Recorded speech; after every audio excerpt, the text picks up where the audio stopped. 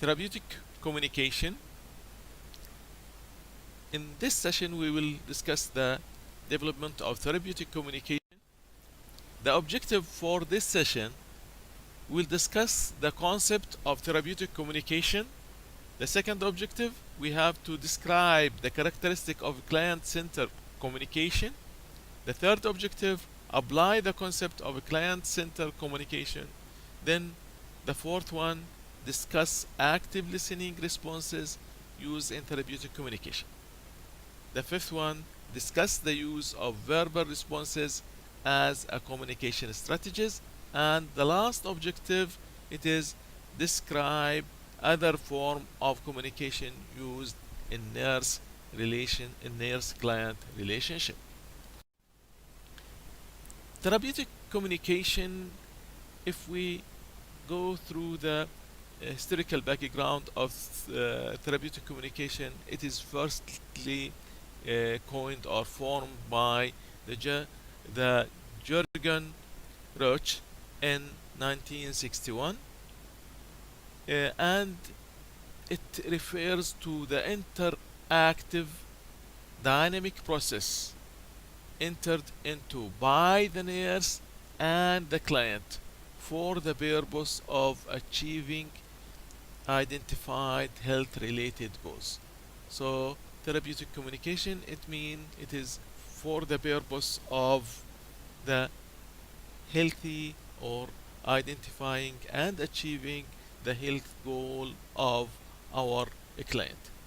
By the way, it has to be used not by the nurses, it is by all health professionals, but here we are concentrating on nursing. In therapeutic communication, it can be used by all health professions. The characteristic of therapeutic communication, it has to have all of those concepts. It has to have role and boundaries for that communication. So it has to have the identified roles and objective and boundaries for that communication. It has to be individualized strategies for each client. We will have an individualized strategies to deal with him. It is also a goal directed, and it is directed toward therapy and treatment. It is also client concern, so it has to be within the client concern. The purpose of therapeutic communication, we have through the therapeutic communication to cover those purposes: establishing therapeutic provider client relationship, identify client concern and problems. So through communication with our client, we are identifying his problems and concern in order to solve those problems and concern.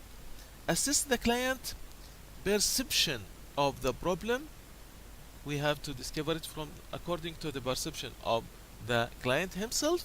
Recognize a client need and guide the client toward a satisfying and socially accepted solution. So the end result, it has to be to guide our client or our patient toward a satisfying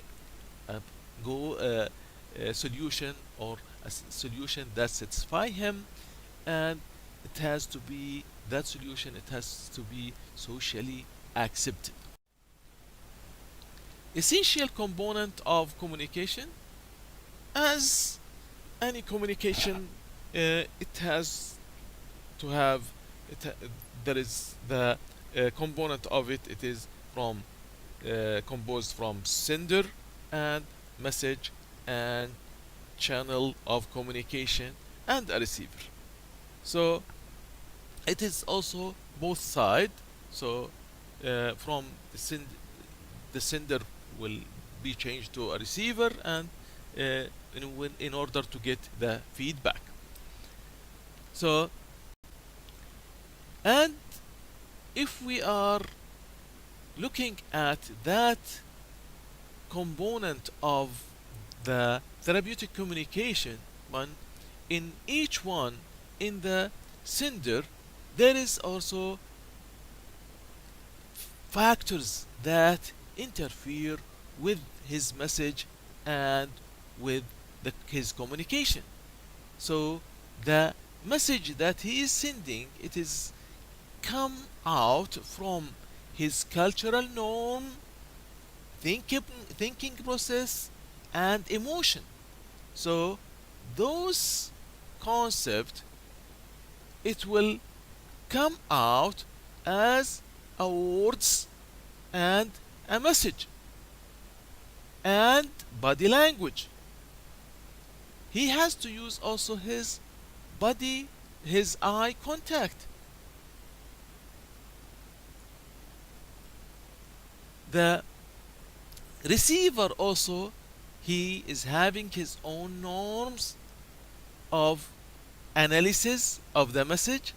He is having his own emotion. He is having his own listening skill.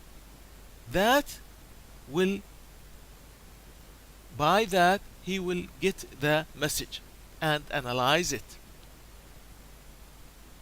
In the process of communication, also we have to have the personal space and also the overt and covert message. So those are the essential component of the message. So the message, there will be in communication, there will be a sender, there will be a receiver. Each of them will, or the sender will choose the message, think of what context of word and verb that he will be using to send that message. Then the receiver will conceptualize that message, try to understand it, then give a feedback to the sender. So this is the component, simply the component of the communication. So it is a two-way communication process. There are barriers that interfere with effective communication. So the barriers of effective communication, when the client has one of the following. So the barrier, it can be from the side of the client. One of those barriers, which is the pain and physical discomfort.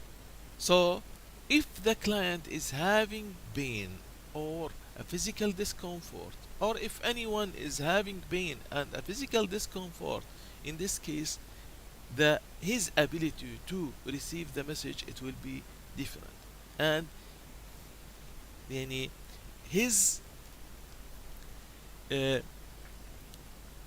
ability and also the capability to analyze that message, it might be affected. Unable to understand language and terminology. So the other factor or barrier, if there is a difference between the sender and the receiver in the language, in the spoken language that they are using. Even in the same language, if the sender is using a different terminology, like medical terms, which is not used by usual people. Also, if there is a strong emotion, it will seal the way of transfer of the message. So he will not be able to understand the message properly. Feeling defensive or insecure if the client is, if anyone is feeling unsafe and insecure, in this case, the ability to understand and conceptualize the message, it will be affected. He will not be able to understand it in the proper way. Confused. Confused. Here, the client, if he is confused, either due to the disease process itself, like in case of fever, in case of impaired consciousness state, this will interfere with conceptualization of the message and understanding the message. Also, if the client is taking some medication like strong analgesic, narcotics, post-operative after taking narcotics or anesthesia, all of those conditions, it will lead to confusion and interference with the effective communication. It will be as a barrier of communication. Deprived of privacy. So when, especially when you are going to the hospitals, most of the hospital wards or rooms, they are having 6 patients in it. So in this case, if you are going to assist a client or communicate with a client with and discuss some private thing, discuss his illness, discuss his history, and he is feeling that everyone can listen to what he is talking. In this case also, this will be as a barrier for communication. So try always to have privacy and consider the privacy of the client. You can take him to private to treatment room or to any room that it has its privacy. Cognitive effect also, or to cognitive deficit. If the client is having a problem with understanding, if he is having if the ability of recognition or understanding is low, also this will affect the message. Barriers for effective communication when the nurse is not fully engaged with the client. So this is from the nurse side. When the nurse is preoccupied with a personal agendas, so she or then he is having his own personal agenda, and he is trying to do that or to perform that and not looking or concentrating on the client himself. If the nurse also being in a hurry, she is having many work to do or many client that she is assigned to look after them, in this case she is not having enough time to discuss with the patient, and in this case it is a barrier for communication and she will not be able to understand him properly. If the nurse is trying to make assumption by herself that it might not be what the client meant. If you are as a nurse becoming defensive, also this will interfere with the process of communication. Thinking ahead of a next question. In this case, your mind is having to think at the same time, dealing with the question, the first question, and dealing or preparing for the second question. In this case also, it will interfere with the process of communication and giving the message and understanding the message. If the client is emotionally aggressive, in this case also it will affect the nurse and the client Self-awareness, therapeutic use of self.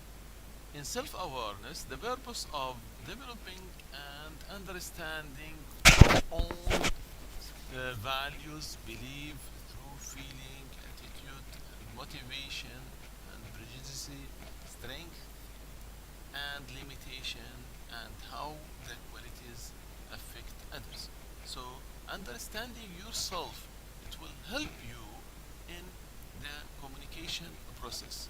So, the nurse should understand her beliefs and values, and also the beliefs and values of others, and her feeling and her attitudes. So she or he should be aware of what's going in and every minute attitude and motivation and prejudices which is there in order to have a good relationship and a good communication with others.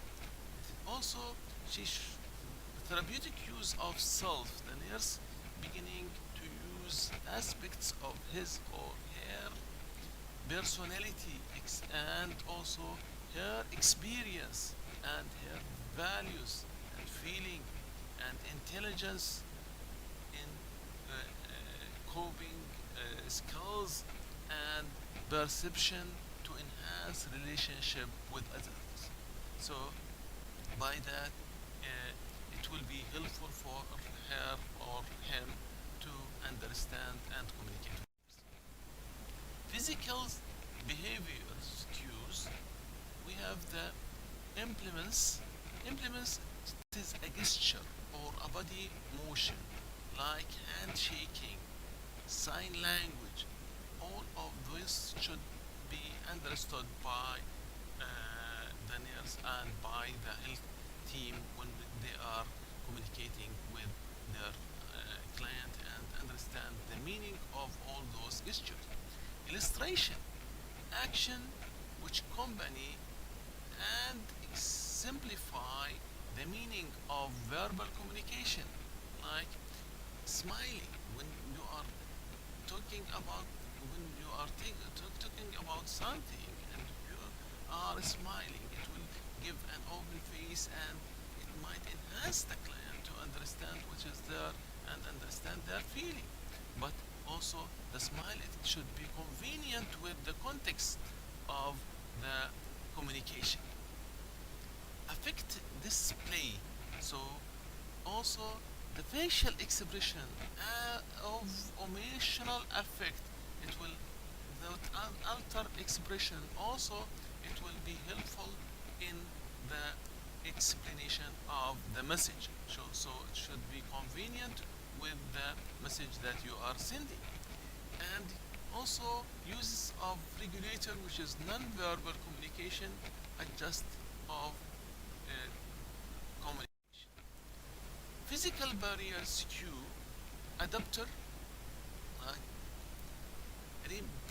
repetitive non-verbal action like foot tapping.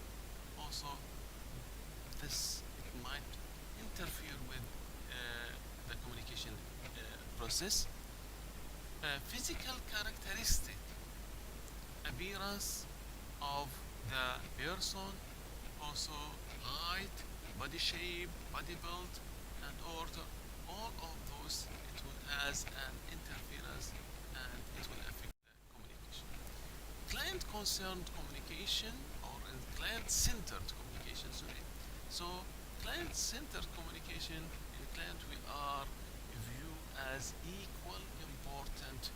So the client, all client has to be viewed as equally important informational resources and collaboration in healthcare. So they are giving us an important information about themselves, and by that we will be using those information in their care. And also client want to be listened to.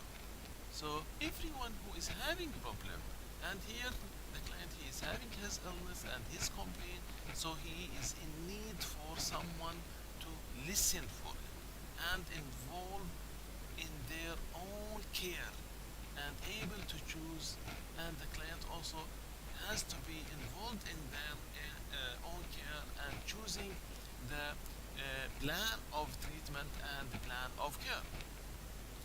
We have to foster healing relationship between the health team and the client. Exchanging of information should be there. So we have to inform them all about his case and any new thing in his case and in the plan, and also be to discuss with him that plan, responding to his emotion, and also let the client to make his own decision. So we have to explain for him properly all the concept and aspect of the care, and he has the right to choose and to plan. Self-management. He should not lose his self, feel that he is losing his own self-management. So he has to feel that still he can control what is going on.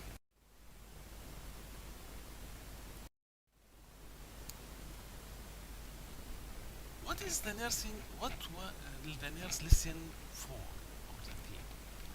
In There is a guide for effective verbal expression in the nursing client relationship. Always when you are communicating with your client, you have to define unfamiliar term that you are using, and act and concept also. We have to match content and delivery with each client, development and educational level, experiential frame of reference, and learning readiness. Also, so any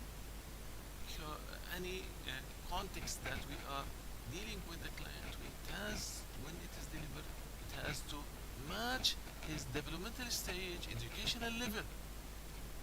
Also, we have to keep message clear and concrete.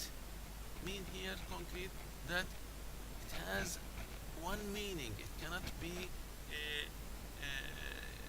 understood in another meaning. We have to be honest also in giving our message. This message has to be honest and simple to understand. Put idea in a logical sequence of related material. Also relate a new idea to familiar one when presenting a new information. So we will tell him this idea, and we will remind him, oh, that is, did you remember the previous idea that we gave you about so and so? So we have to give some similarity that he understand it before. Repeat the key idea in order to be sure that it is understood. Reinforce key idea also with vocal emphasize and pauses. We have to use the vocal emphasize, stressing on the idea which is important idea, and give pause or silent period to give the client time for understanding that idea. We have to use simple language as possible and use vocabulary familiar to the client. So we should not use medical terms. We should not use jargons or unfamiliar terms that the patient or the client is unable to understand them. Focused only in essential element, present present only one idea at a time. So in order to have the client conceptualize what you are talking about, then you will shift to another idea after you complete the first idea. Use as many sensory communication channel as possible for the ID. In this case, we have to use all senses in this case. So we can show him something while we are talking about that ID. Make sure that non-verbal behavior support the verbal messages also, and to be convenient with it. Seek feedback to validate accurate reception of the information. So you can ask the client if about the feedback in order to be sure that he understood the message. Communication patterns. Some client want detailed information, while others they need the short, concise messages.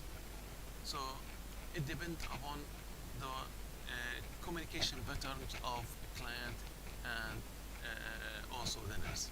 Some use also dramatic language in dealing with concept or understanding.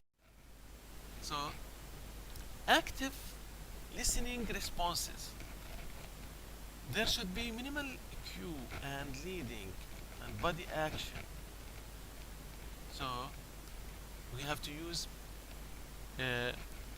like head nodding, leaning forward.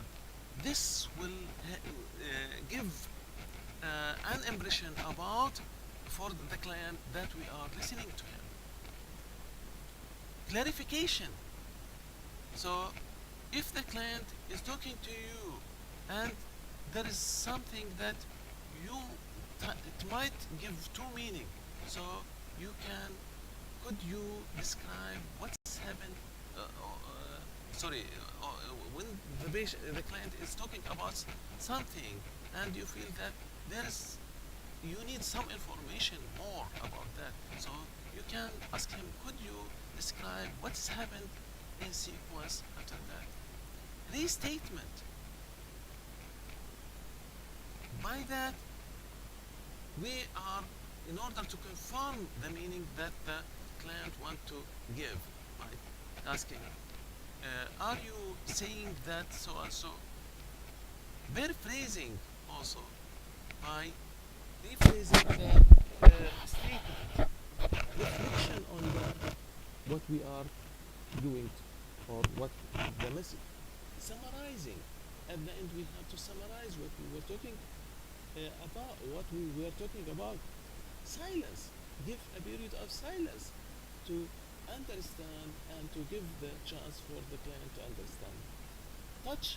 For touch also, we have to use touch as therapeutic touch. We have to use touch according to the procedure that we are going to do. We have to be concerned about touch because touch has many meaning, and we have to understand the meaning of each touch, and it depends, and we have to be cautious when dealing with the client, especially from other sex. Negative listening response.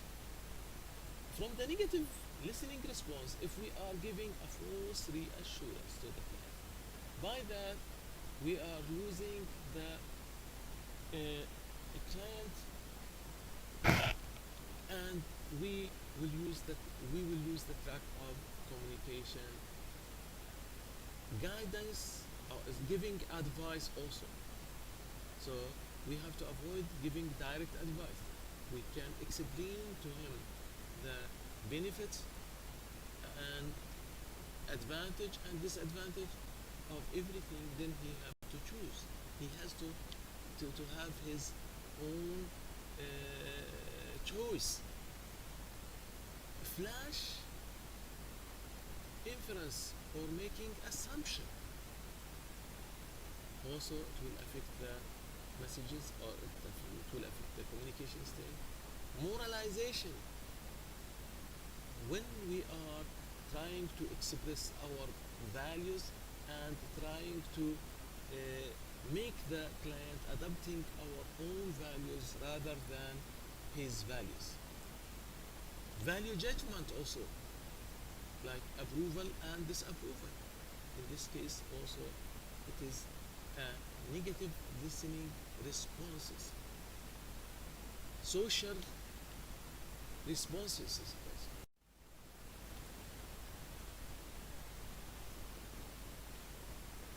In interviewing and relationship skill, so with the interview, when there is any interview, there are phases, which is the phases of communication that that we discussed before. Also, it is similar to the phases of communication that we therapeutic communication that we discussed in the introductory unit.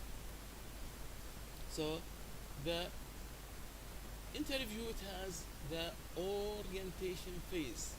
In the orientation phase, we have to get a rapport and structuring with the client.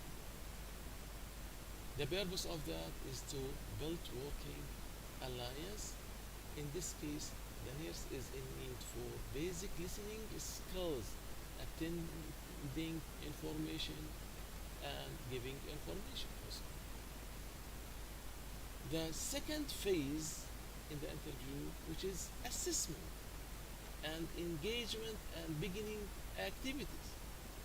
So in that intervention phase, we are gathering information, defining the problem of the client, identifying the strength and weakness of the client.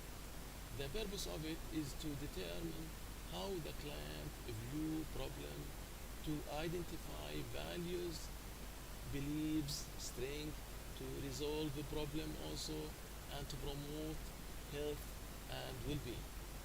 The skills which is needed by the nurse: basic listening, attending, open-ended question, verbal cues, and leads.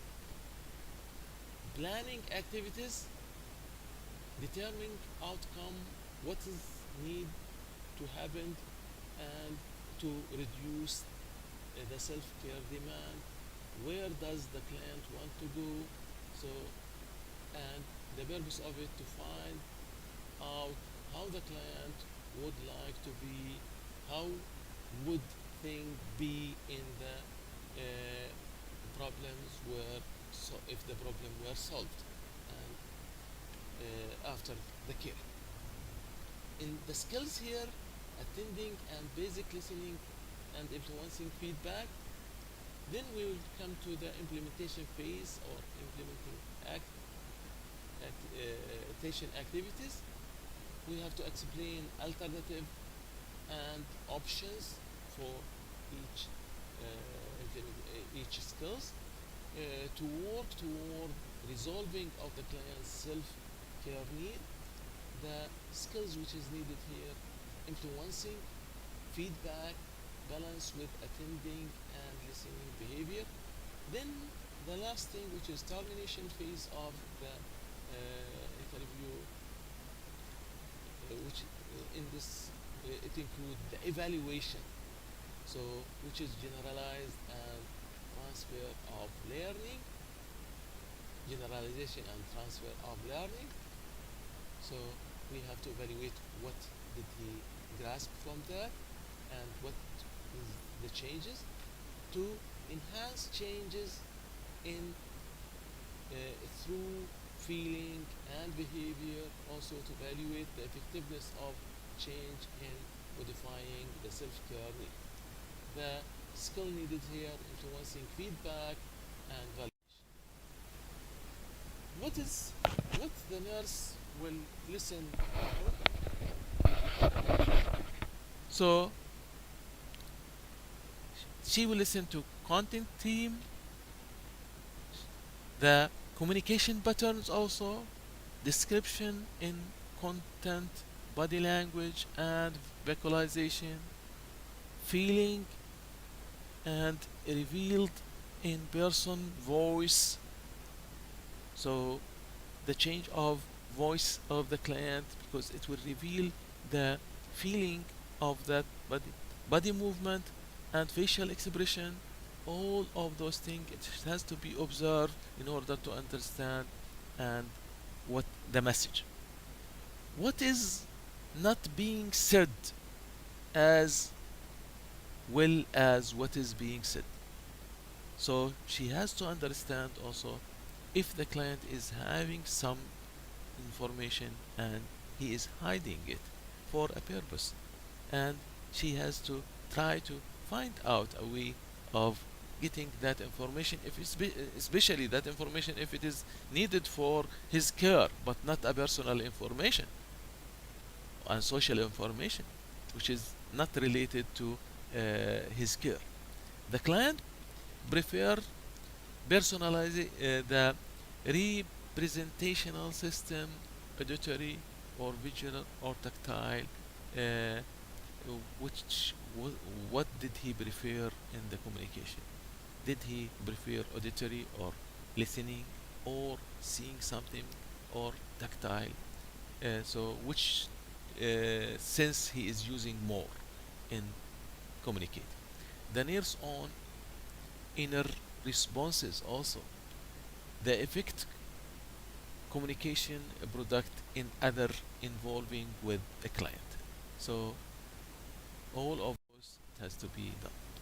Verbal responses, matching responding, so should match client message in level of depth and meaning and language. So the verbal responses from the nurse, it should all match the client message and level of depth and meaning of language using an understandable language. So simple terms should be used and focusing in a same problem and same idea, presenting reality and not to give a false reassurance for the client, giving proper feedback and at the time asking for validation when it